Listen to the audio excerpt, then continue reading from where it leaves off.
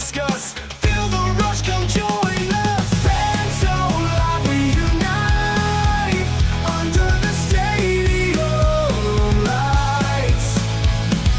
Every team, every score, we always hunger for more. Big plays, sideline views, breaking down the latest news. No holds barred, just our take. This is where legends await. Flag plays, sideline views, breaking down the latest news. No holds barred, just our take. This is where legends awake. Friday nights and Sunday games, we know all the biggest names. Huddled with the crew we trust.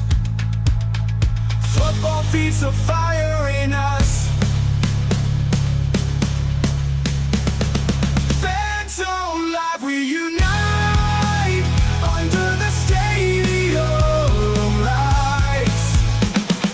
Every team, every score, we always hunger for more.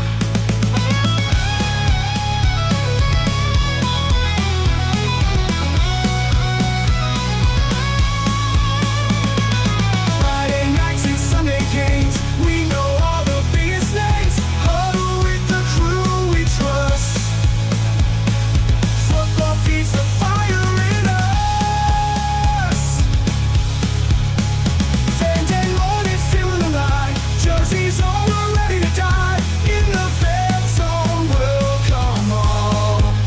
Let's cheer out, let's stand tall.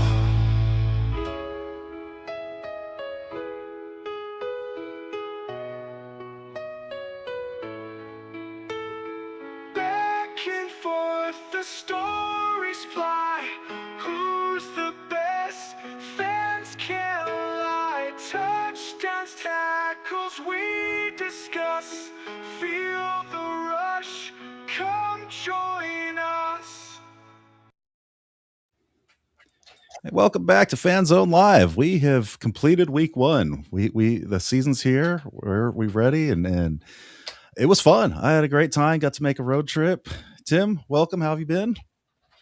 Doing good, doing good. It's week one. I said week one's in the books, and pretty. I will admit, there was some pretty good action this week, despite it being basically a coach will tell us. Basically a glorified preseason game, but that happens usually anyways when you have no preseason games. But all in all, I think from start to finish, I think we had some pretty good games on the docket. So Definitely. Well, we've got Coach Liotta. I struggle with your name sometimes. So I always want to say it other ways. But we got Coach with us. Coach, for those of you who don't know, head coach of Michigan Arsenal, played a tough game in Kentucky this weekend. Came right down to the wire. But Coach, welcome. How have you been? How are you recovering after the trip?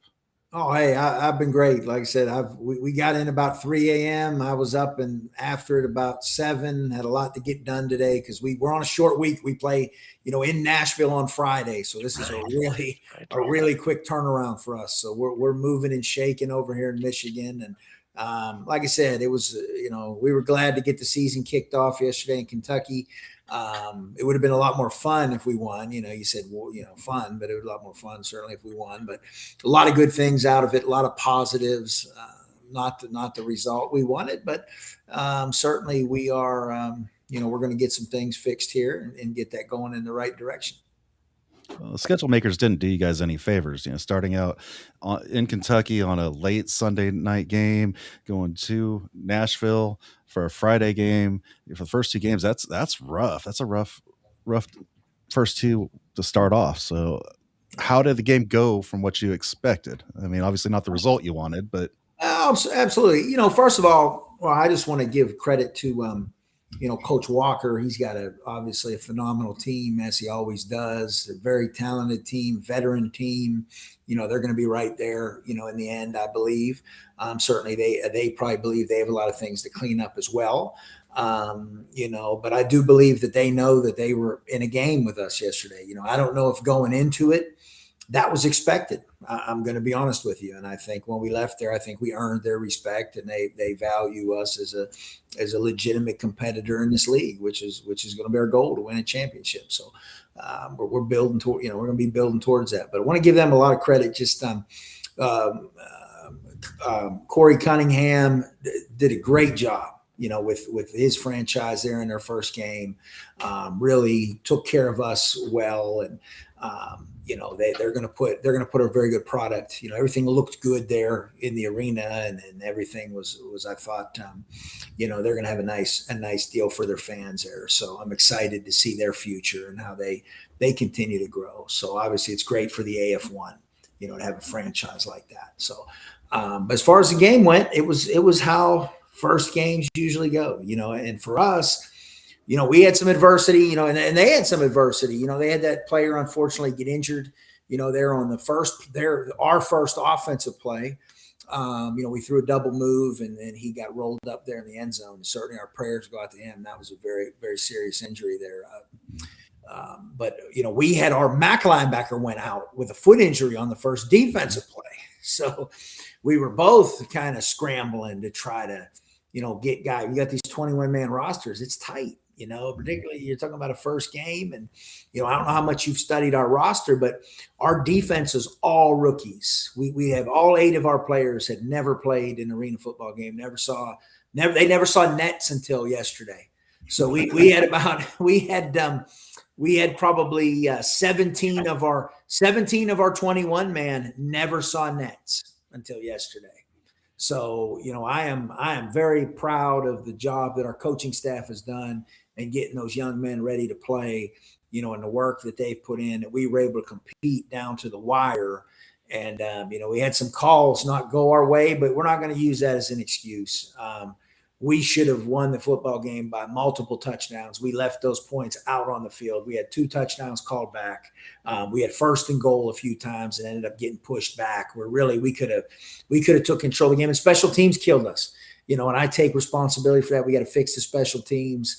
We had a kickoff return for a touchdown. We had multiple bad snaps on the operation for the PAT field goal stuff. So we've got to get that part of it fixed. And, we will. But all in all, my guys went out and fought for 4 quarters and showed me a lot.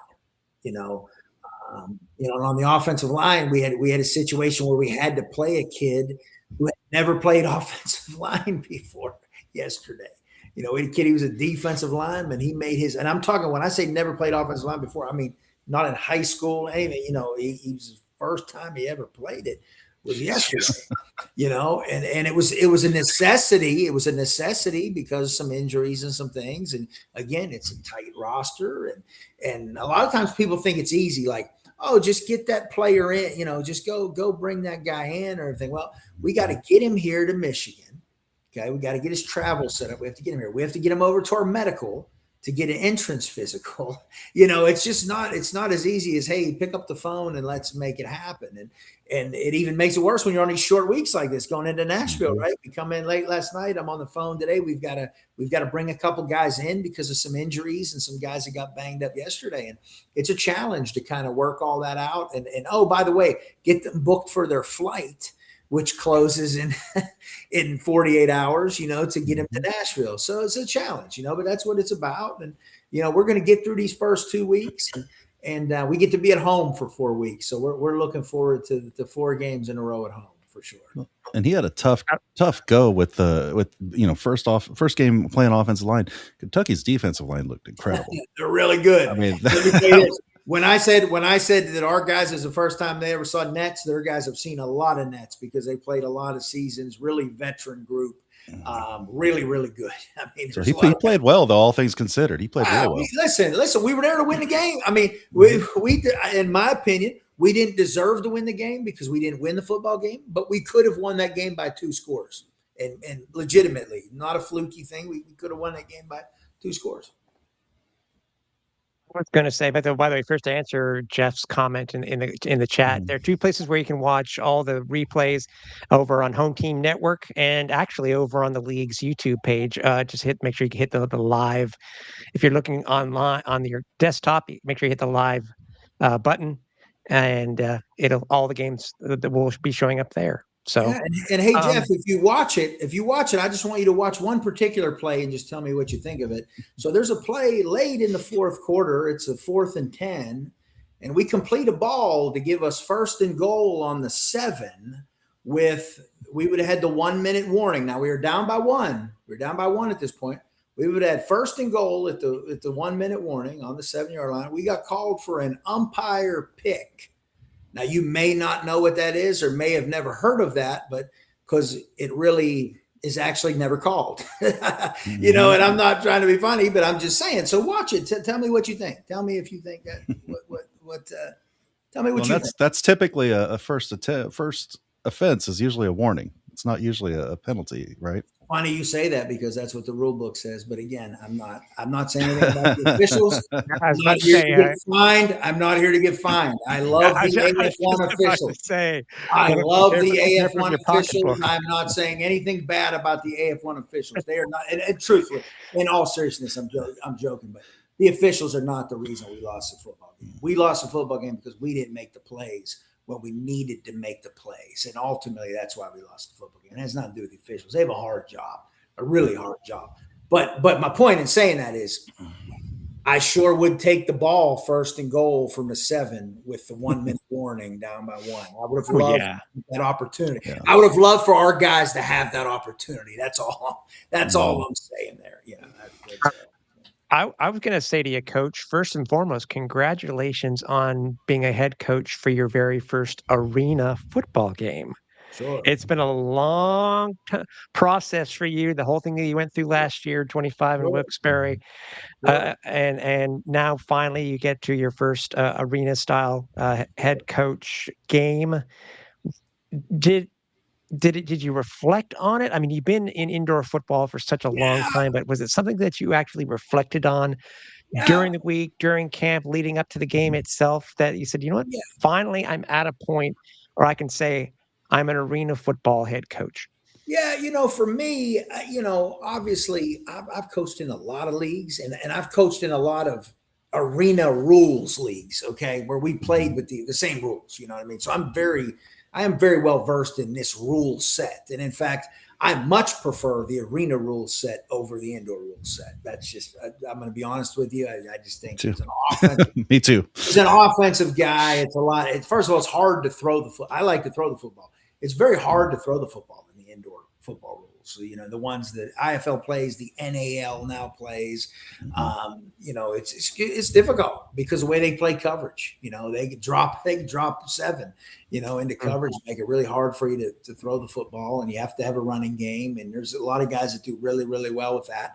And I've done well in that rule set as well, but this is a different, I have a lot of respect for Jerry Kurz. Okay. I have a lot of respect for, arena football, the history of arena football. It means a lot to be associated with AF1 and what's going on here and what Commissioner Fisher is building and the whole management team here. It's very exciting. So the stability of it. So obviously 25 years in, to be here now, sometimes you sit there and you think like you're an indoor arena football lifer, and that's okay. That for me, that's where I'm right where I want to be. There's a lot of other things I can do, but I'm right where I want to be. I'm excited about it. I'm really excited about this franchise here in Saginaw.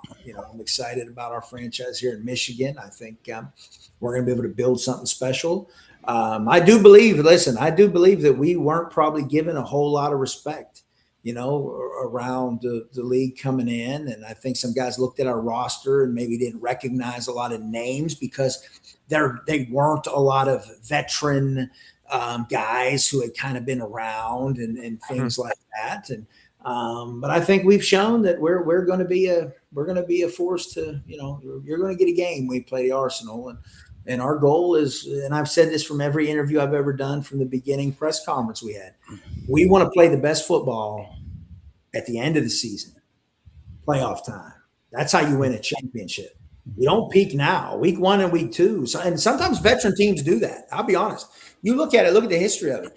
A lot of these primary veteran teams throughout the whole history of arena football, indoor football, I don't care what it is, you get these teams they're because they understand the game better, initially, and they kind of have inherent advantages initially over you. But a lot of times you get the hungrier guys, you get the guys that are trying to make their mark, that they got a chip on their shoulder. And I told our guys that before the game. I said, every single one of you in here has been cast off by somebody.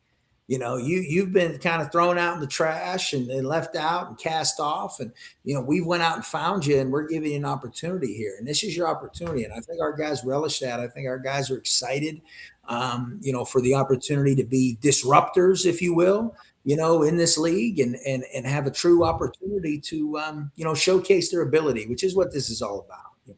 I mean, throughout my career, I've had guys go NFL, CFL, all those things. And that's why I do this, to be honest with you. That's why it's just, you have to keep playing football if you're a football player. You have to play high level film. You have to be able to have your film be relevant. And certainly Arena Football 1 film is very, very relevant in the eyes of scouts at the next level. I mean, look at Castronova, just went to, UFL. So certainly the film is very, very relevant. Speaking of the UFL, you were playing against a player that was on the UFL recently in Joe Powell. Yeah. Noticed a lot of passes, not a lot of passes going his direction. Was that intentional? No, keep the ball. Joe, well, listen, I mean, I'm not a moron. They had to put a fourth DB in, so we were trying to make that fourth we were trying to make the fourth DB cover. I mean, we were trying to make that kid have to cover some people and not let them hide him, on the backside. So look, it is what it is. They had the kid go out with an injury, and we knew they had to put their fourth guy in. So that's just smart. We tried to take advantage of some things, and I mean, we threw for a bunch of yards. I mean, protection's got to be better. I mean, we have to be better in protection. Again, we have some issues on the offensive line. We recognize that we have to get fixed, and that's a process there. Again, it's not as easy as everybody think. I mean, because again, I'm dealing with a certain salary cap number that I have to pay. Things like that. There are constraints to everything. We can't just go out and just bring anybody you want to come in and play. And so that's a process, that we're working through right now. And, I feel pretty good about where we're going to be at. One thing I wanted to ask you is how different is the Coach Liotta from the the Mavericks versus the Coach Liotta for the Arsenal? How are you different in just a single year's time? No, it's the same. I'm gonna be honest with you. I mean, everything's really I've been doing this for a long time. I think I have a pretty tried and true way to do things, and from our offensive systems, defensive systems, especially how we practice. Probably what I'll say about practice, and I told the guys this, my first year doing this was in for indoor was 2006. And back then I had been a college coach, and a high school coach, and I had an opportunity. And I mean, I came in and I mean, we were like, it was like a college, how they used to run practices. Things are just so different now. The game is just so different, and we're practicing, we're in full gear some days, pants, actual game pants and uppers and everything. And guys would get hurt. And then I found out, well, shoot, we only have this 24-man roster. I can't be getting these guys hurt. So, for me over the years and, fan control football, I was involved for that for a long time. So what I learned there was load management. Okay. So we had all the best of the best in terms of, the wellness programs, mental health, physical wellness. We truly did have the best of the best. Our doctors were from Flowery Branch with the Falcons and things like that. So we really had really, really good medical staff. And we would put these trackers on our players. and we would actually track, their load management, how many steps they were taking, and at practice, and the wear and tear that was going into their bodies. And to me, that was really eye opening. It really was, because I think a lot of times as a coach, you're driven to kind of, you want your reps, you want your maximum reps, but you got to be careful that we're not overloading our guys in practice. So like for us, I keep my practices short. We're an hour and 15 minutes to an hour and a half. Typically, we're only in helmets and shoulder pads at the most. There's never any contact. We don't have contact at practices because we have to get the guys to the game, So for me, that's probably the biggest thing. Hey, hold on one second, guys. Somebody's knocking. No problem. 2 seconds. I'm just make sure it's not a player. You're good, Coach. Oh, yeah. I'm on a live interview. Hey, the job never ends. I mean, No, it does not. Oh, come on. Yeah, come on. That's funny. looks like we got another guest coming in. That would be fun. That would. You got your setup. This is who was knocking on the door. We got our defensive coordinator. He's also my brother. Come on in. You can say hello to the people. Come on. That's who was knocking on my door. It's Big Jeremy. How's it going there, fellas? Welcome, Hey, how are Coach. you? He's got his AF1 gear on, representing. I'm a company guy. That's Always sharp. I like that represent. one. They want to know That's- why you didn't get more stops. They were asking. Well- that was the question. It just didn't shake up that way. We got a couple good stops. Guys played good. We got a lot of room for improvement, though. Have a lot of young guys back there. We're gonna get it cleaned up, and it's gonna hopefully be a different outcome on Friday night. And I'm sure coach would attest to this too, is I think your game, I think the entire league really needs to, is that there were just a ton of penalties this week. Absolutely. And you guys, I think, did you have somebody ejected, if I'm not mistaken, or disqualified, or however they want to No, term it? we didn't get anybody disqualified. There was a punch that was thrown during the game that they actually threw, and they claimed it was an open hand and not a closed fist. So, but they'll it's first game of the week. They'll clean stuff up too. Well, and the games ran long. I mean, we were, this game was over 3 hours. Albany was over About 3 4 hours. I don't know hours, about the other something like two. that, right? Yeah, those defensive type of games usually are kind of long. It was a lower scoring game, on our end, but it's first game. First game. Things like that are going to happen. Drives are going to be a little bit longer. And a bad injury always slows things down too. Yeah, absolutely. Yeah, that too. Absolutely. We Just were on the road. Hey, I thought we played tough for being on the road. It's always tough to be on the road in an atmosphere. And, it did get loud in there. It got loud in there at times. We could take a lot from this game. We're also saying too is that, and I didn't get a chance to ask Coach this, but I'll ask you too. Do you guys find it tough not having any preseason games? Because this is like a glorified preseason game yesterday. It's basically what it was, because you're trying to get I'm a guy that's first always game been, action. Yeah, I've been a guy that's always been against the preseason type games. What would be nice though is if you could get out on the field, and because it's different being in a practice facility than being in an actual arena. The timing, the spacing, you can have all the cones set up that you want to, but guys are playing different when that wall is there. It turns into a different game. Especially guys that are new to the game. Absolutely. And you can see our entire secondary, they're all first-year guys. Great athletes, first-year guys to this game. We still got to get them out of that outdoor football mindset and get them into the arena mindset. Yeah. And I was thinking maybe it's not, because, arena football hasn't had preseason games since before they folded in 19, but maybe next year teams will be more established. Maybe have a scrimmage, a special scrimmage. Absolutely. That can help. I've always been kind of hesitant to be a fan of them just because of injuries that can occur in those type of games. You want to try to protect your guys and get them to that opening day, right. Your hands are already tied with the size of the roster that you have in these stuff. Cause we got, 24 guys who came to camp with, I think 30 some guys, it's tough. It's tough. It's also hard, but you're not able to have like an inter-squad game. So if you can control it like an inter-squad rather than a normal quote unquote scrimmage, Mhm. it would still give both your team and your players the experience that they potentially need when it comes to learning the walls and learning the intricacies of the Absolutely. game. Absolutely. Like that would be that's true. That's a good point. All right, you feeling All right. good? Yeah. Hey guys, it was good. So yeah, I got a Oh, thanks meeting for coming. tonight, so it was good talking to you guys. Same here. You too. Go to your meeting. Go to your meeting.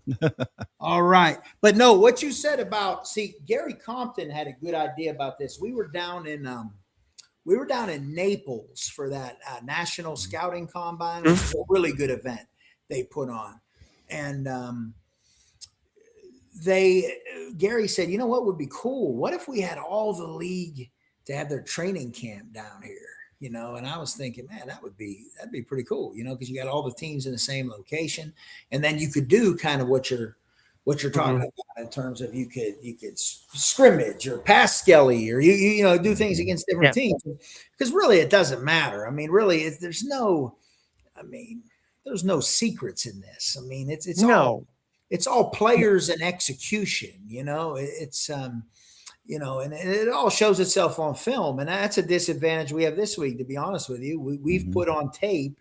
You know, we have a game on tape, and you know, obviously we have film of last year of Nashville, but they're going to be slightly different. They have new coordinators. Yep. They have two new coordinators on both sides of the ball. They have different players. You know, they've got a lot of guys back. They're a very good team. Whoever does rankings, if you don't have them in the top, I think 2 in the league, I think you're kind of foolish, because I mean, they have the greatest coach of all time, Coach Arbet, who's just a great man, and I know that that's going to be a really, really difficult challenge for us, especially going to their house. I've heard it's nearly sold out. I know there's a lot of excitement. Jeff Fisher, Double J, Jeff Jarrett is going to be their captain, I just saw. So, you know, I'm an old wrestling fan, so it's kind of cool, you know. And yeah, they've got a lot going on down there. So that's good for them. And it's going to be a really hostile environment for our guys to go down into on a short week. So I'm going to be interested to see how we stand up to that challenge. So I'm just curious, are you looking for the third Kolka brother to join the Arsenal at this point? Because the funny thing is they're doing pretty good. They're from Michigan. That's the funny thing. Exactly. Kolkas are from Michigan. And the funny thing is I saw him down at that combine, same combine in Naples. He was down there, and his brother was down there too. He was in it. But he said to me, "Hey, Coach," I said, "I heard you. You know, he's a Michigan kid. You know, he introduced himself, and he said, I heard you got the best quarterback in the league." He was telling me, because he heard me say that on an interview. I said, "Well," we do. I told him we do have the best quarterback in the league, but I guess maybe you might be second best." And he just laughed. You know? So yeah, there's going to be a little bit. I'm sure he's going to be a little bit fired up about that, you know, because I called Malik the best. I do believe Malik Henry's the best quarterback in the league. Listen, I made no, you know, it made no secret be known how I built the team. I went out and got a quarterback, because I think in arena football you have to have a quarterback that understands arena football, can play under the center, can make all the throws that you need to make, because we run a true arena style offense. You see some teams in this league, they don't. You know, they're in the shotgun, they're running around and doing different things, and I just don't think that works. Minnesota learned that this week. Well, they learned it, and I think some other people learn it too, to be honest with you. If the ball doesn't come out on time and you don't have somebody that can read it, and you don't play under the center, I think it's a recipe for disaster. I do not think you can play this from the shotgun. I mean, I truly, it's not designed for that. It's you lose so much of your offensive advantage if you're in the shotgun. You lose so many of the built-in hot throws and quick throws. And we hit a bunch of those this week. If you go back and watch our tape, there are many times we hit immediate hots that we work on. You know, he sees it. If he sees it, we put it there right now. And you have to do that to keep the coverage honest. Because if you don't, they're going to keep sneaking their coverage and sneaking their coverage and sneaking their coverage, and, you know, to do what they want to do to take away your two-way goes down the field and everything. So you really have to do it to keep them honest, you know. And I just don't know how you do that as a shotgun. You know, I think it's difficult. Yeah. See, Tim, that's why I like this guy. Oh no, I understand her, but coach is talking about Malik, and Malik's had his, you know, he's played arena style, he's played indoor style, and he's also played the Canadian game. I mean, just a tiny bit of the Canadian game when he was in Edmonton. Talk about Malik, coach. I mean, as I said, he's had his chances, Yeah. but with all honesty, I saw a quarterback play this week. I was very impressed, considering again it was essentially a preseason game. But Sure. I think Malik. I said it's really game one. I think Malik, as soon as Malik gets that real good chance to, I think he'll be one of the top passers in this league.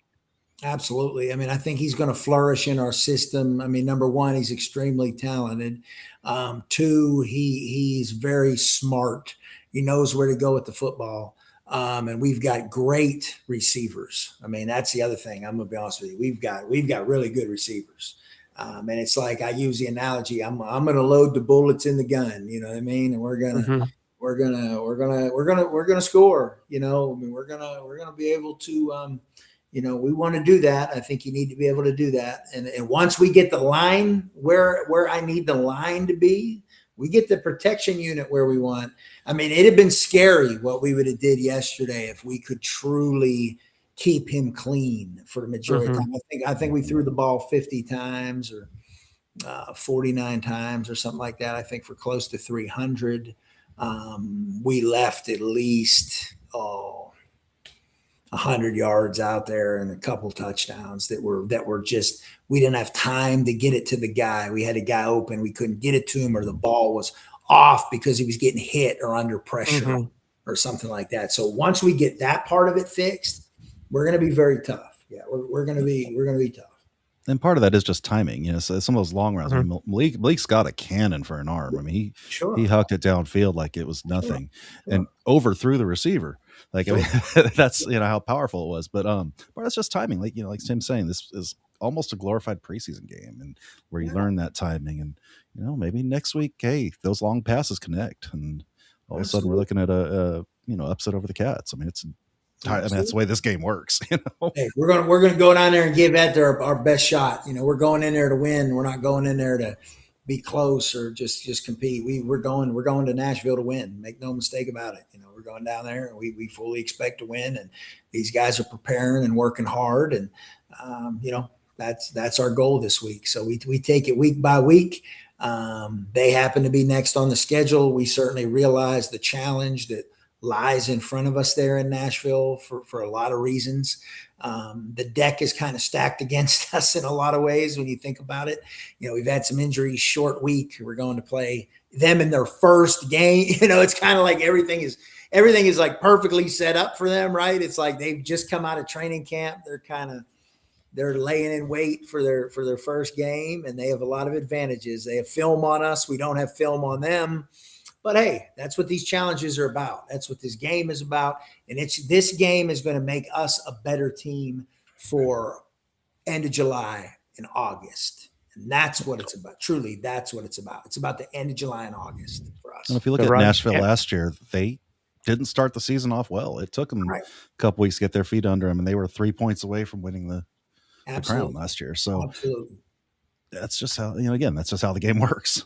Absolutely. One other thing I did want to touch on, we kind of touched on a little bit earlier, a lot of long games this week, a lot of penalties. Two things specifically with this game, or one thing with this game, one thing with just in general. They added that additional official. How's your take on that? Is that part of what's making these games a little bit longer, a little more conference time, a couple more flags? And the other thing I want to touch on is the play clock. You said there were some issues with the play clock this week. There sure were with the play. So I will. Let me say this. Let's say let him comment on the play clock. Yeah. Forget about comment on the play clock. Okay, there we go. The officials, I'm not going to comment on. I'll let you guys comment. Fair enough. I'm not going to comment on officials, but I will say play clock. I believe they're having some sort of issues because there was times I would look up and nothing they were doing intentionally. I think it was some sort of a malfunction with the clock or the person who's running it or whatever, because there would be times that it would flash like 10 and then it would go to 0. Whoa. And then they tried to say what was counting down by tenths of a second, but I can tell you that wasn't the case because I was doing that once it got to 5 seconds. So once it got to 5 seconds, it would start to count down like by tenths, which is fine. but it was flashing on and off, like it was like resetting itself. You know what I mean? And it did that. Mhm. It did that to them. It did that to them as well. Like they had some delay of games too with the same reason. And that's when I said to the guy doing the play clock, I said, something is wrong with that play clock. I'm telling you, I promise you, because you're looking right at it. So if it's burning down, we're saying hurry, to get to the line quicker. Like we actually have calls to get to the line quicker because we'll never use a time. That's the other thing people don't realize. They'll say, "Oh, you took a delay. You got to delay a game." Well, two things. One, we'll never take a timeout to stop a delay a game outside of 1 minute. Never. Well, my rule is, and we tell the players this in the first meeting we have with them. I'm the only person that ever calls a timeout. So no players ever calling a timeout on the field. I want all my timeouts because I need them to challenge and I need them to control the last minute of the half in the game. I'm never going to get caught without timeouts inside of that last minute. It's just we're just not going to do that. We need that. And at the end there, we had a shot. Look, we let them score there at the end, so we got the ball back. We still had a shot because we still had our timeouts, and we had to. We could have scored and went for two even after they scored there at the end. You know what I mean? So there's a strategy to that. You gotta delay a game is inconsequential to me in the first quarter. It's not an issue. We certainly don't want to take them, and we certainly don't want to take them because I'm looking at a play clock and it says 10, and next thing I know they throw a flag. You know what I mean? And that just drives me. That's what upset me, and that's what I kept trying to bring up. I said, "Hold on," because the first time I said to myself, "Well, maybe we just didn't get it in." In time, which is rare for me because in my whole career, I rarely have any delay. I mean, trust me, I've been calling plays for 25 years. I'm not a delayed game guy. And, it happened again. And I said, there is something wrong with that clock. I'm telling you, I looked at it, it said it flashed 10 seconds. And then next thing I know that they're throwing a flag. And then it happened and I was so glad it happened in Kentucky and they were complaining about it. Because I said, see what I'm talking about? There's some sort of a malfunction. Because they're these basketball shot clocks or whatever, is what they It had an audible buzzer when it hit zero, which is yeah. rare to hear too. So I'm thinking they weren't even watching the clock; they were just listening. No. And how many times have you watched a college basketball game and they malfunction on the shot clock? I mean, it just happens. It's not. But that's no big deal. And to be honest with the officials, I don't have any. Listen, that's not a knock against the officials at all. It's that's just what happened. Yeah, it has nothing to do with the officials. Yeah. But the sixth official, hey, it don't matter to me. 6, 7, 8, 9, 10, 12, have them all. More the merrier. And they're all really good officials. I'm going to be honest. We do. I'm going to say this. A lot of people don't realize that we have phenomenal officials in this league. I mean, we have guys that are major, Power 5 college guys, guys on their way to the NFL type of stuff. I mean, we have really good officials. I'm going to say that these are not high school officials. These are not, and not a knock on high school officials, but these are really good officials. I mean, I'm talking excellent officials. So I'm not knocking that at all. Yeah, from my standpoint, being the game, watching everything, I felt they called a great game. I felt like there's just a lot of conferencing, and it is also the first game for them. And I think it's whether it's the sixth official or whether it's just the first game, whatever it is, there was just a little bit. It was a little slower overall. The game itself was fast. And a lot of times, what people don't realize with the replay and things like that, the challenges, they're at the mercy of what they're looking at, right? As well, and people don't realize. So it's whatever that feed is. They may have a bad feed or they just don't have the angle to be able to really do anything with it. And it's frustrating for them because they want to get it right. They want to get, and that's the thing with officials. People complain about officials. I don't think there's any officials in the world that deliberately say, you know what, I'm going to go out here. Like, let me go out here and see how bad I can screw this thing up. That's the NBA that does that. Well, yeah, the dominate thing or whatever. Again, I don't think you got to worry about any of that. I hope not, because I don't think we have lines on our games, do we? I don't think there's not this year. I don't think. Not this year. No. So I wouldn't worry about that part of it. Right. But hey, there's no ABS like in Major League Baseball, which has completely blown everything out of the water this year when it comes to baseball. So absolutely, these refs these refs want to do well because if they're graded, they want to make sure that they get to that their rankings show that they can get to the playoffs. They qualify to be a playoff ref and then go to the arena ground. You That know, for you them, know what that I'd want to be if I wasn't a football coach when I grow up? If I wasn't a football coach when I grow up, I want to be a Major League Baseball umpire. I just think that would be cool, man. I remember do I you used want to to, now I mean, Actually, now it's listen, easier. with yeah, I ABS? used to. Listen, I used to do it for Little League when I was young, Mhm. right? I would do Little League, and I thought that was the greatest thing in the world, man. You'd be back there and you do it. And I remember the hustle we used to play. Not to get you off topic here, but the Hey, hustle we used to you're do is good. there'd be two of us. They'd assign two of you to do the Little League games, and there'd be a home plate umpire and a field umpire. Home plate umpire got $25. The field umpire got $15.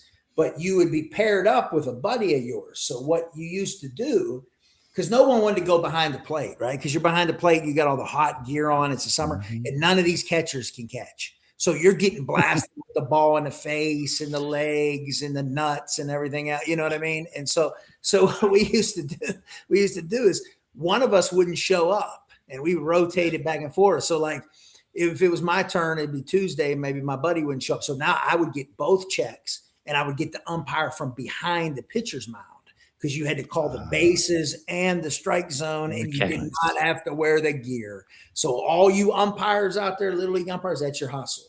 You pair up with somebody, and one of you no shows every other time, and then you still get the same amount of money, and you don't have to wear all the stuff, and you can just call it from behind. But I used to love it, man. I had a great ring up. You know what I mean? We strike, they strike them out and stuff. I love that. So yeah, Major League Baseball umpire would be cool. You go to all these different cities and stuff. I mean, that'd be awesome. You just keep traveling around, and that'd be great. Yeah. The old Yeah, Naked well, not Gun everything. movie, and it's Enrico Palazzo. Yeah. Yeah. It's I will admit it, it's a different thing, but it's as we were talking about how there may be issues with what's happening in week one. Again, like Scott said, it's week one, and Coach, you'll agree. Things happen in week one, just like the players, something's off, more penalties, the games are longer. You still have X amount of weeks left in the regular season and the playoffs to get it right. Absolutely. Absolutely. And believe me, AF1 will get it right. AF1 will get it right. Like I fully believe I cannot say enough good things about AF1. I really truly can't. I mean, Jerry Kurz, Gary Compton, Jeff Fisher, Christy McEwen. I mean, the whole crew there really they work so hard, and I think a lot of people don't necessarily see that all the time. But believe me, they are, the things that are going on in this league that haven't come out yet and people maybe don't know about. Once they start to see that stuff, they're going to be really, really excited, because I think the idea is they don't want to come out with stuff. Because I know I hear the criticism. Look, people will say they didn't announce it. They haven't come out with this. They haven't announced it. This league does not announce things until it's in place. I think they've learned that is what needs to happen, right? Like you need to make sure that everything is in a row.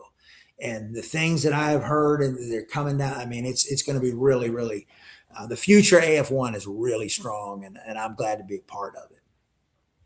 You could tell Scott that Coach was thinking real quick, hard on what can I say without saying it so nobody can hear me saying it.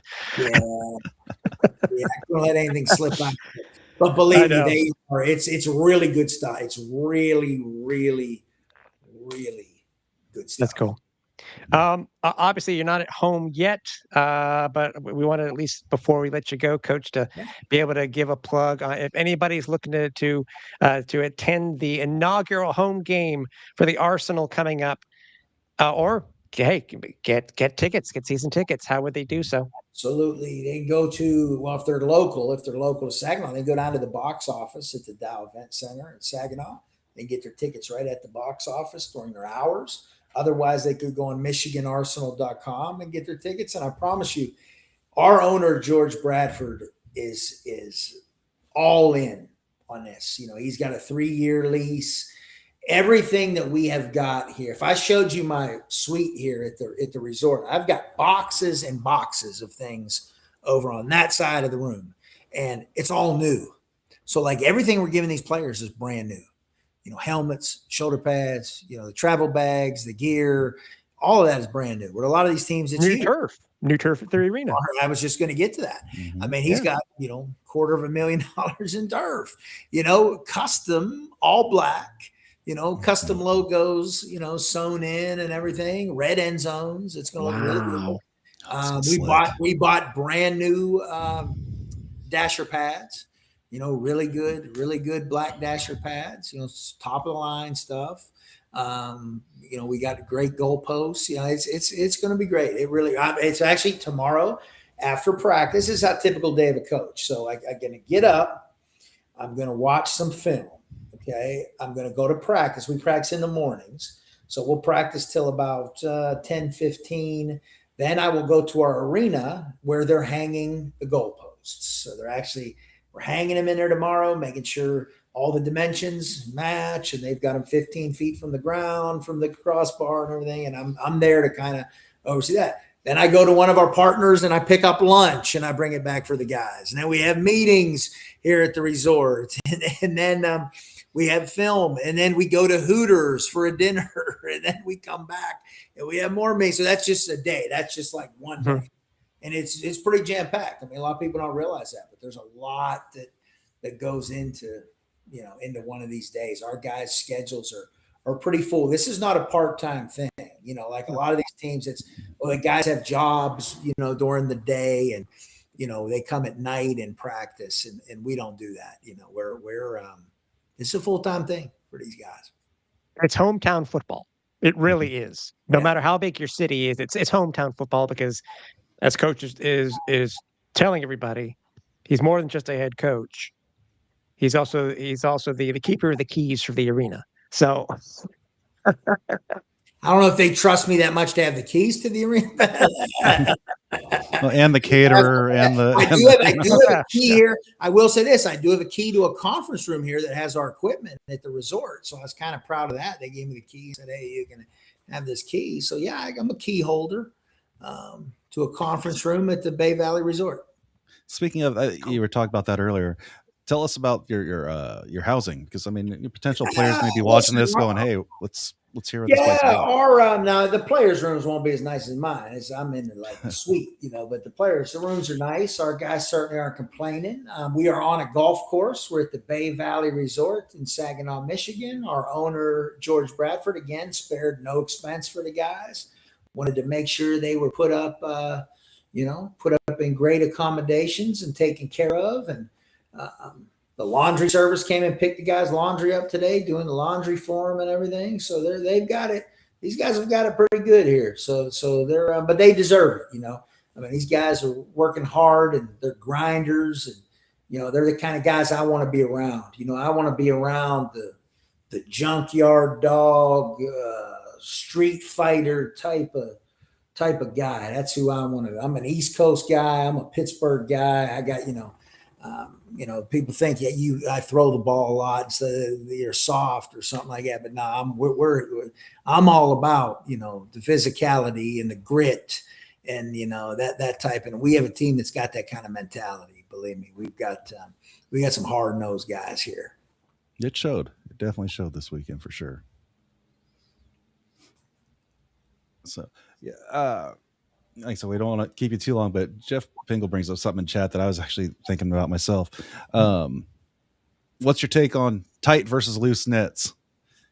Well, they had an interesting thing with their nets in Kentucky. So there was an interesting thing. We actually they didn't even notice it really till we figured it out during our walkthrough. So the side, if you're looking at where our benches were, the side off to our right, okay, where the bleachers were.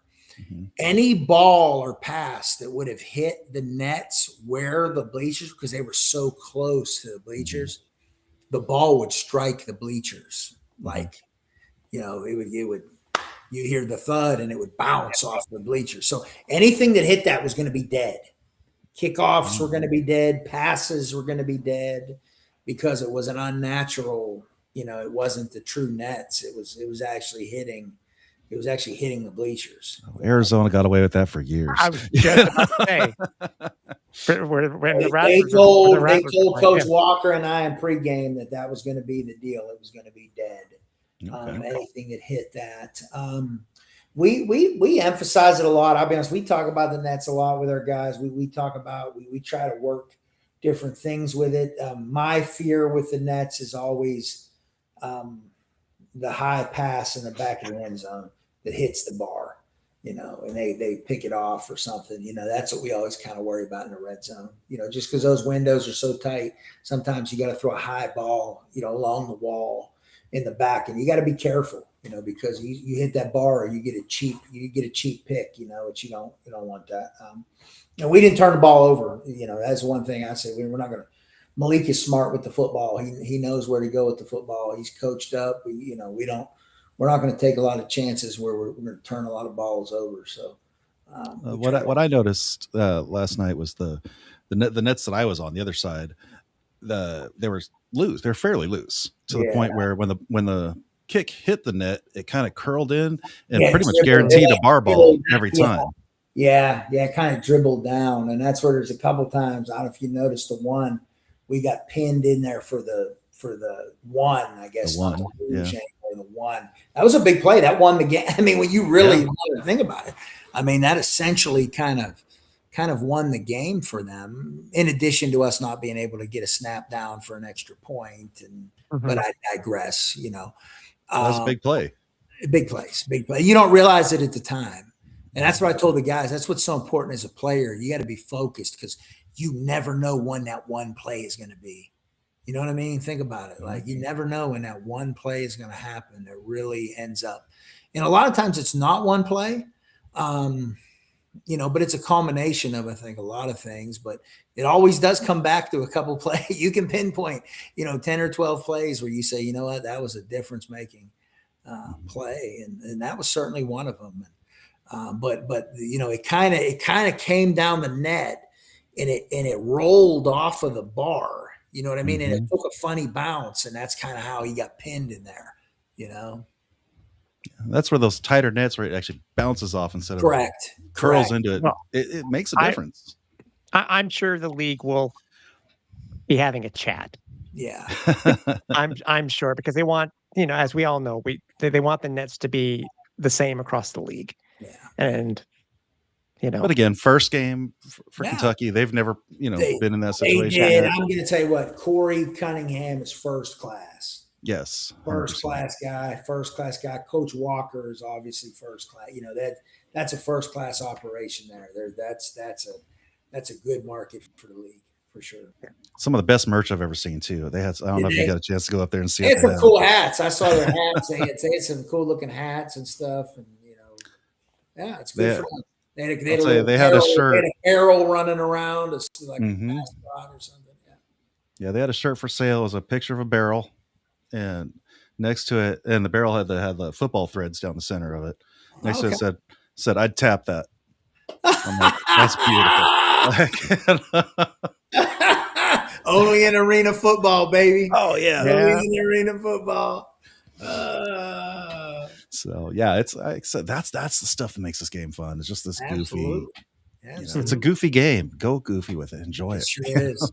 It sure is. It's a lot of fun though. It's a fun game, and it's a game that's been good to a lot of people. So, like I said, I'm glad to be a part of it.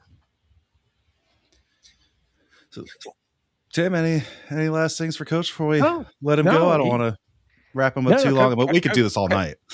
Coach is, I said, for what we've seen so far, and the same with our talk last week when we had the commission Gary on, a lot of these guys are very transparent. I think that's one of the things. I think that's what Coach is just exemplifying just that there's a lot of transparency going on. You can say stuff when you can say stuff, and like Coach did tonight, I'm still going to remember it. He wants to say stuff, but he can't for obvious reasons. But I think that just goes to show everybody's on board. Nobody's looking to leak anything. Coach, Coach can hype up about what he sees and what will be coming down the future for the AF1, and that's what I like. Transparency has always been in my mind for the league, and that's what I like to see. Greatly appreciated, Coach. Greatly appreciated. Oh, hey, I appreciate you guys having me on. I had a lot of fun, and anytime I'm glad to jump on here and talk arena football and Michigan Arsenal. So and you'll be on with World of Football tomorrow, I believe. Is that Well, that might have been pre-recorded. That'd be pre-recorded? Okay. They probably did that last night. Unless I have to do it. Listen, I've got so many things on my schedule for tomorrow. We can do that after Hooters if they want to do that. That's okay. I can fit that in. I'll fit that in after Hooters. Well, I know they were there last night, so they might have just gotten all they needed last night. But they were. So either way, you will be on, whether you'll be on live or not. It's probably Check the case. it out. World of Football, baby. Check it out. Good guys over there. But yeah, Coach, thank you so much. Yeah, we definitely have you on. The season goes on again. Appreciate it. Yeah, it's always a good time. So thank you, and I'll definitely be talking to you soon. Thanks, guys. Take care. Yep. All right. And yes, it will be on the World of Football Wednesday, and it was pre-recorded last night after the game. So that's cool. Tune into our friends over at the World of Football on Wednesday for in person. First time in person for those three. That's cool. Yeah.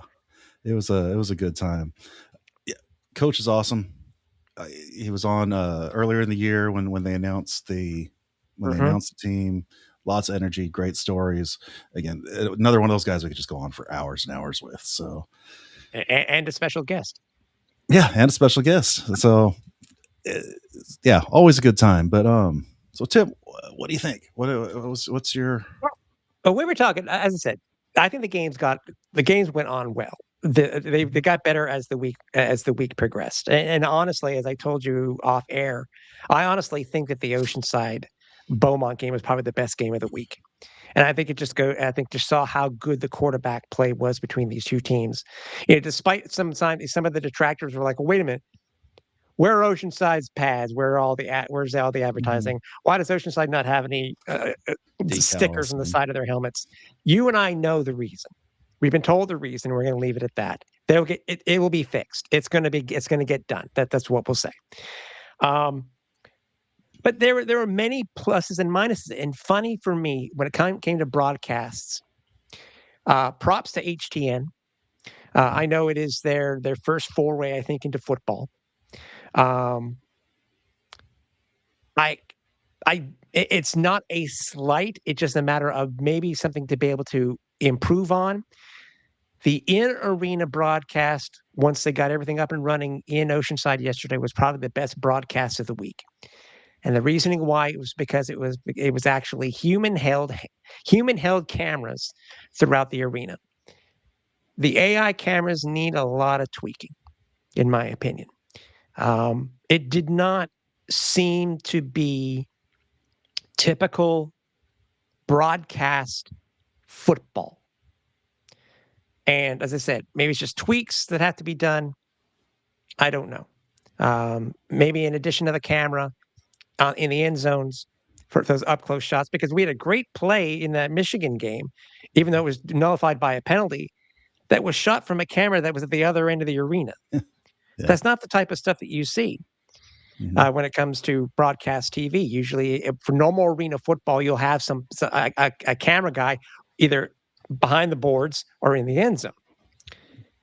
Slight tweaks, I think, and I'm sure the league and HTN are going to be talking about this because there do need, in my opinion, there do need to be some tweaks. I think obviously they did not have the AI cameras installed in Oceanside yesterday. And you know what? In all honesty, as I said, Scott, I think that's actually a plus because I think it will show what in-arena broadcast sports should look like, especially for arena football. But overall, the games are good. They were long. I agree with you. I'm sure Vice is going to have something to say too. But they'll get it together. They'll get it together. We'll see what happens this week. Obviously, with the first game in Nashville. But some slight tweaks. Some slight tweaks need to be made because it was a little jarring at some points during the broadcast, and I don't know if anybody else agrees with me on this one or not. But they'll get it right. It's just a matter of what they're going to do. And I think they, like you said, I think AI. The whole point of AI is it's learning. It picks up new things and new ways, figures out new ways of doing things, and a couple tweaks the algorithm, and all of a sudden it's acting just like the handheld cameras potentially. Brandon makes a good depends what comment. Need capabilities closer are. vantage points for AI cameras, especially for replays. 100%. Yes, and Yeah. that's I think as you were talking, the thing that kind of struck me is we've got multiple teams now on college campuses. Yeah. Can teams leverage their communications department to maybe get some of these kids to come out and be the cameras? Even if it's just one or two extra cameras. Is that a possibility? We don't know what happens there. You know what? And it's funny. We know the guys for HDN were busy this week. Mhm. They were doing the showcase season for the Rock League, which is a pro curling circuit in Canada, I guess across the world. We need to get those guys on, sort of pick Yeah, their definitely. brains about what goes into a broadcast for HTN. Mhm. And I'm sure you and I could get them on just to Let's see what we get can do. yeah, exactly, to get some more insight on what it actually takes and when it comes to the AI portion of it, et cetera, et cetera. So Well, and they went straight from that curling league to immediately start with week one of AF1 arena at football. the same time, actually, It's just they were yeah. doing So I it mean, it's just, literally at the same time because the Rock League was in it. Their showcase season was all last week through yesterday on Sunday. so So they had. I can only imagine how stressed they were for that. mhm. A lot going on that they're trying to get off just right, but it's technology. It takes a little while to get all the bugs out, and I think they'll get there. I didn't get to see too much. The games I was watching were on my phone because I was at the Kentucky game and then driving 70 miles an hour down the highway with it on my dashboard. So I didn't get the close look. So I got most of the No. audio. You would notice. You would notice. And as we were talking to Coach, before the show, there needs to be some tweak because of the AI stuff. There needs to be some tweaks when it comes to replay, because Mhm. you and I are guessing. We haven't had it Mhm. confirmed yet, but with in my opinion, which was a touchdown for Minnesota in the first quarter versus Albany, Mhm. that was not an interception. I But didn't think so. we're under the impression Minnesota could not challenge for whatever reason. It's not that they didn't want to; they couldn't challenge. Mhm. And we don't know if it was because of the technology that was available at that time. So it's tweaks need to be done. You're still talking to a control room, so to speak, but it needs to be done. So Mhm. What did you think of the games themselves? Like the scores, who won, surprises for you? And um again, to me, the game of the week was Beaumont Oceanside. Both of those quarterbacks were just flinging it. I was so happy, and the crowd, the turnout in yeah, Oceanside. Holy crap! I don't know what the numbers were, but it's it a good looked crowd. really good. It looked really good in Oceanside. Washington, like we talked to their owner last 2 shows ago. They're saying this is the year where they need to make a name for themselves. 16 Wasn't the points, start. not going to do it. They're falling. It's only one game in, but they're falling into the same old as they have been for the past couple of years, and it's something may need to change. Something may need Yeah. to change. And the And I was question is, how for their head coach, how much of a leash is he going to have? Mhm. Because you've got to start winning. They still showing up. They look like they had to put on. By the way, Good their new crowd. end zones in Washington, phenomenal, Mhm. Beautiful. phenomenal. But they got to start winning. Branding's never been the issue there ever. Their No. branding is so on point. That it's great. They got to put some points on the board though. They mentioned last night, Scott. Oh, what was it? They said specifically that their turf. Anybody in the chat, please help me out if you watched the game too and you heard this. Whose turf are they using? It's Billings. Yeah, no. Oh, I thought that's what Was it Miguel told us a couple weeks ago. Was it Billings old? No. Not their new turf. their old turf. Oh, their old They turf. specifically brought it up, talking about the switch in turf. I think we're talking about a team from the early 2010s, Okay. if I remember correctly. Anybody in A chat? 15-year-old turf. Yeah. Oregon looked good. Washington needs to start winning. I understand you want to create a culture, but Washington needs to start winning. Well, even if not winning, just putting points on the board. I was They gotta looking do at something. our Yeah. Scoregami page, which has been updated with these new games. Looking at some of their results from last year, they had so many games that were 20 points or less. So many. Oops, that's not the right one. They had so many games that were 20 points or less. They've got to consistently at least get in the 30s. Just to it's the reason you go to arena football, see points put up. Yeah, I agree. And I agree. Good people working there, great branding, but God, they've got to get some points on the board.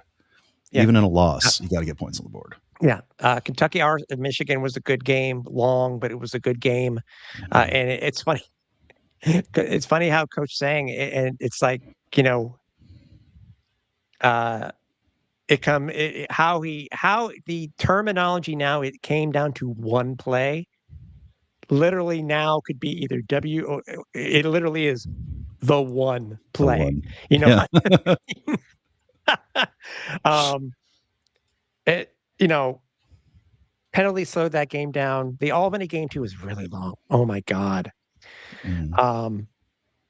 Albany being able to, with Kolka 2.0 coming in and playing 5 touchdowns. starting off meh, but being able to get it going in the second half was good. Minnesota, those white numbers on those jerseys or on those white jerseys really didn't help. I know that thing, but branding overall with the league so far, top notch. Can't complain with the uniforms. But I'll say Minnesota looked like they learned a lot in that game, and Albany just continued doing what they were doing last year. Keep it close in the first half. They're going to get Albany. They're going to get Albany, and then it was third Utah's. quarter. It was Utah's. Utah's. Oh, Utah's field turf. Yes. Okay. So, yeah, that's been a minute. Yeah, actually, that's the last team that played arena football in Salt Lake was in 12, the 13? early 2010s. Yeah, 12, 13, somewhere around there. Something like that. Yeah. Yeah. But again, it was quite a joke. It was preseason week 1. It'll get better. And the field looks great now. So a lot of fields look amazing. Yeah. And the consistent walls. Oceanside gets their stuff together. Yeah, I think it'll get better. As I said, there will be some tweaks overall with the game, the broadcast, I think, and stuff like that. But no game on Vice this week, but that's okay. That's good. Get a couple more bugs ironed out before we do it again. Yeah, exactly. Yeah. The walls, you were talking about how everything looked. Having consistent walls, and the IFL did that this year as well.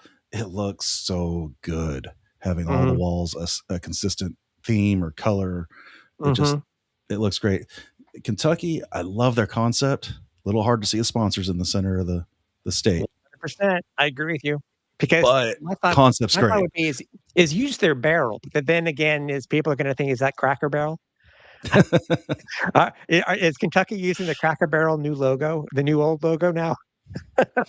But and I think part of that too is also they want to use the state with the little deal up at the top because Cincinnati, you're right there. Yeah, and we're hearing Oceanside looks amazing. That's what we're hearing. Okay. So don't let that what you saw on TV yesterday. It doesn't reflect in any way what their dasher boards are going to look like.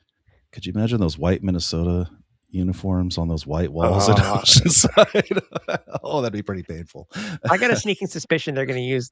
I think they're going to probably use some blue. I haven't heard anything, but I would imagine blue will be a predominant color. If I because guess waves, that's waves going all the way well, across. That's which what I I'm did not thinking. know. I kept on seeing it too, and I think it was during the one of their press conferences or during the game itself. Um, that's part of the logo for the city of Oceanside. So, Okay. which I didn't know until I saw Yeah. the logo. Yeah. So I just it, those just shows you there's steps being taken, even if they're not all done. I mean, Kentucky wasn't able to get all their dashboards, the ads set up. You know, they Mhm. didn't come in yet or whatever. But they made sure that the camera side had them. So that if you're Yes. watching on the video, you're going to see Yes. the boards like they should be. You know, honestly, Yeah. who cares if the non-camera side doesn't have them? You Yeah. know? Yeah. Albany looked good as Albany. Um, As always. you know, the thing that it was last year too, but the one thing is them having when they had the cover over the AFL logo.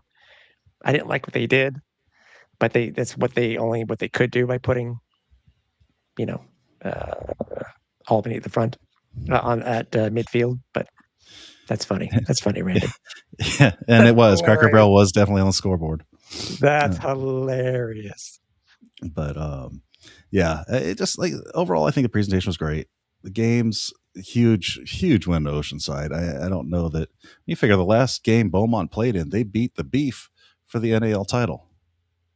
Hmm. So for Oceanside to come in a building where there's already an existing team playing, draw the kind of crowd they did, pull a win against a previous league champion of the NAL, Hmm.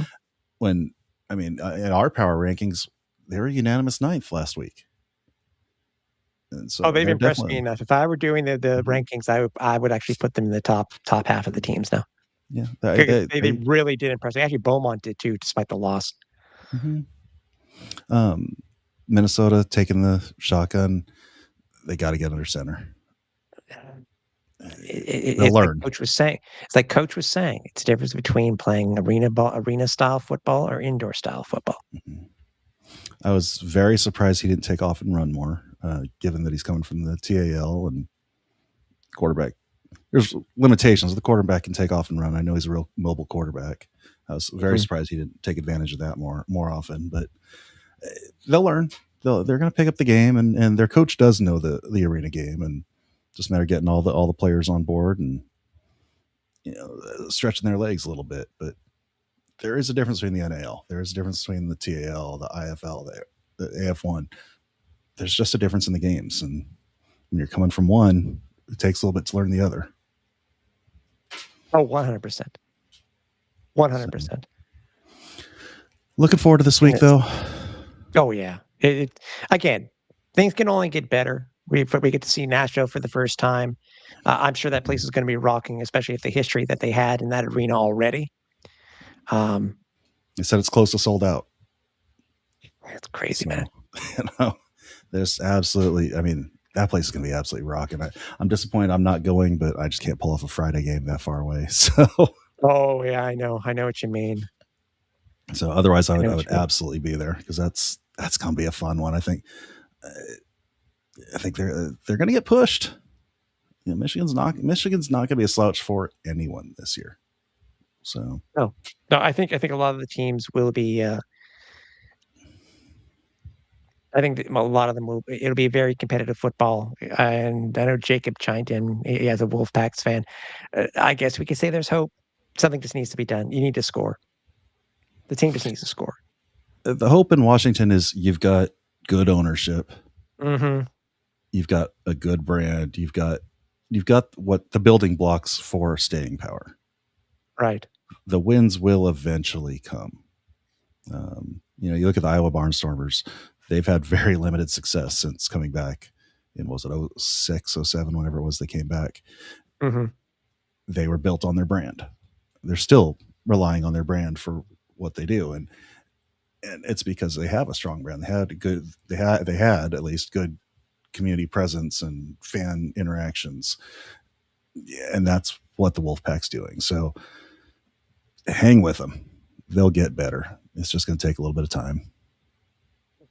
Exactly. As Jeff Engel regarding the Barnstorm is very limited. It wasn't always that way, as I know Jeff knows. So, but yeah, I mean, just like I said, I'm excited. I'm ready for next week already. I'm kind of glad I'm not traveling next week because I'll be traveling like the next like 5 after that. So I get to get a breather after a long, long night last night coming home. Yes, But, sir. yeah. Any other insights before we call this one? No, I said I'm just curious to see the tweaks. Yeah. I'm curious to see the tweaks, what HTN and the league come up with, because the gameplay was fine, but there really do need to be some tweaks. Mhm. So, And again, they'll get there. I did find out because I've always wanted under this rule because I remember back in the day going to some Barnstormers games and specifically Jason Simpson getting a touchdown. I think it was an interception return, and then jumping on the wall and celebrating, and we got flagged for it. And then I noticed at the Crown, Albany did that, no flag. Did it again this last week, no flag. Apparently, thanks to our buddies over at Rebound Off the Net, it's essentially the flag comes to intention. If you're at home and you're encouraging your local fans, they're not going to call that penalty. If you're a road player, then it could be seen as essentially as taunting the fan base. So they can throw the flag in that situation. So I just thought that was a little interesting kind of rules tidbit that I picked up thanks to our buddies right there. Rebound off the net. It kind of makes sense. It kind of makes sense, but I'd like to see more consistency personally, but it is what it is. I mean, it's again, it's about interacting with the fans. We've seen penalties called for certain things, and then penalties not called for others. Like going for a challenge, but you don't have any timeouts. That's a delay of game. If it call it, I mean. Speaking of penalty flags, we need to talk to Coach Walker, hook him up with something because I don't know what his challenge flag was last night, but it looked like a red shop rag. So that's been very well used. So I don't know if it's something that he's like had for a long time and just brings it out, or if he just desperately needs a new challenge flag. But man, that looked rough. So I'll have to talk to him on that one. I'm sure he did something with it. Who knows? So anyway, well, let's call it. We're having again. Thanks, Coach, for coming on. Awesome, dude. Love talking to him. And yeah, I'm excited for the future of Michigan. I think they've got something special there. They're going to be at the top of the league this year. Maybe not, but they've got a good setup to build from. Good people running that thing. Yep. And again, I with the way the playoffs work, I think only 2 teams are not making the playoffs. So there you go. Anything's possible. So, as we like to refer all the time, Dallas Desperados. Yeah, exactly. So, all right. Again, thanks everybody for coming. Thanks to Coach. We'll be back next week and we'll be surprised to see who we have come on. So thanks again. We'll talk to y'all soon. Take care.